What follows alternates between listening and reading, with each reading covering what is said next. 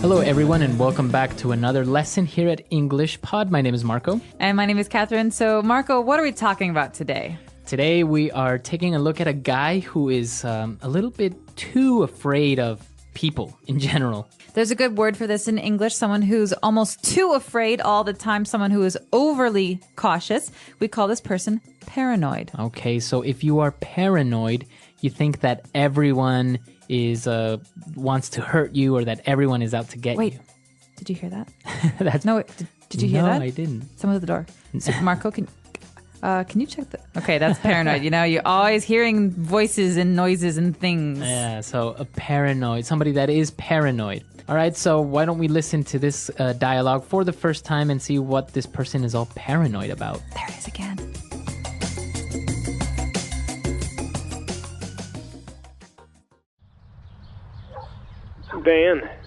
Dan, dude, you have to come over to my house right now.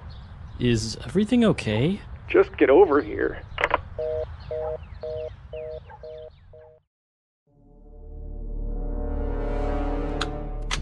Come in. Quickly. So, since when is your house a bank? What do you mean? I mean, what's up with the 4 locks and iron bars on your windows? Security, Dan! Security! You can never be too safe, you know. A lot of sickos out there. Just the other day, they caught that peeping Tom, red-handed. Had a high-power telescope and binoculars by his window. What's the matter with you? Why are you acting all paranoid? Paranoid? I'm not paranoid! I'm cautious! You see, Dan, we have to be on guard at all times. People just invade your privacy as if they knew you. Telemarketers, solicitors, even your bank. They have way too much information. I like to keep everything on a need-to-know basis. Okay. Well, what did you want to see me about? You're being watched. Be careful, Dan. Be careful.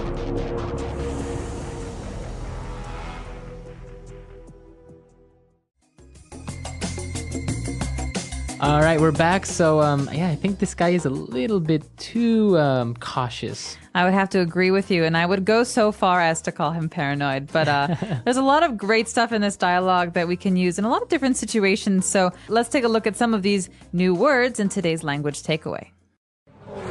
Language takeaway. All right, the first word on language takeaway today is sicko.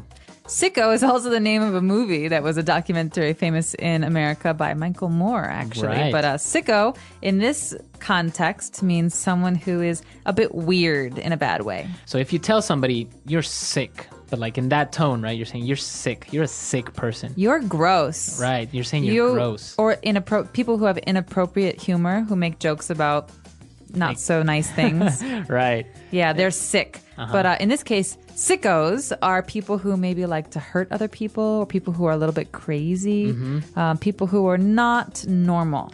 So it's not a nice way of calling someone crazy, right? If you say, oh, he's a sicko, it's not really nice. Not at all. It's a way of saying that you're almost scared of this person because they're kind of weird and almost they have problems. All right, so sicko. Moving on to our next word. We saw that the guy was afraid of Telemarketers. Exactly. So what are these guys? Well, we've got 2 words being put together here, tele and market. So tele, Like telephone.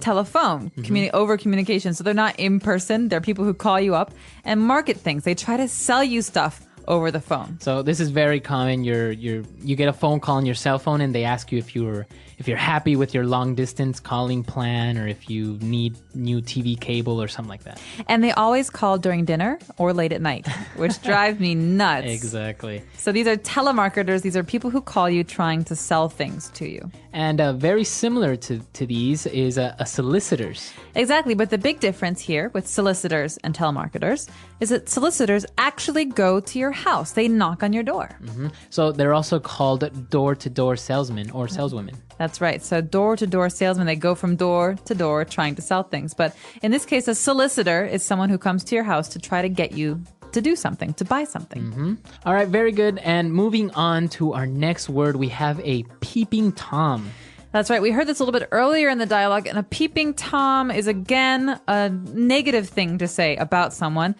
A peeping Tom, well, the word peep means to look, but kind of Quick like, look. yeah, it's a quick look. So peeping Tom is a person who spies on other people. Okay, so a synonym of a peeping Tom would be a voyeur. A voyeur. So someone who, without getting caught, tries to look at other people while they're in their homes. And so it's really bad because it's usually inappropriate. It's usually people who are watching women get undressed or... Right. Yeah. So a peeping Tom is just an informal way of saying a voyeur or somebody who is spying on people. So those are the words for today in language takeaway. Let's listen to our dialogue again, and then we'll be right back.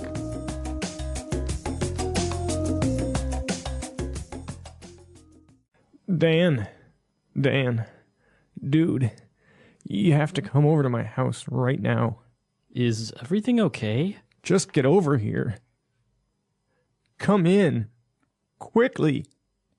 So, since when is your house a bank? What do you mean? I mean, what's up with the 4 locks and iron bars on your windows? Security, Dan! Security! You can never be too safe, you know. A lot of sickos out there. Just the other day, they caught that peeping Tom red-handed. Had a high-power telescope and binoculars by his window. What's the matter with you? Why are you acting all paranoid? Paranoid? I'm not paranoid! I'm cautious! You see, Dan, we have to be on guard at all time. People just invade your privacy as if they knew you.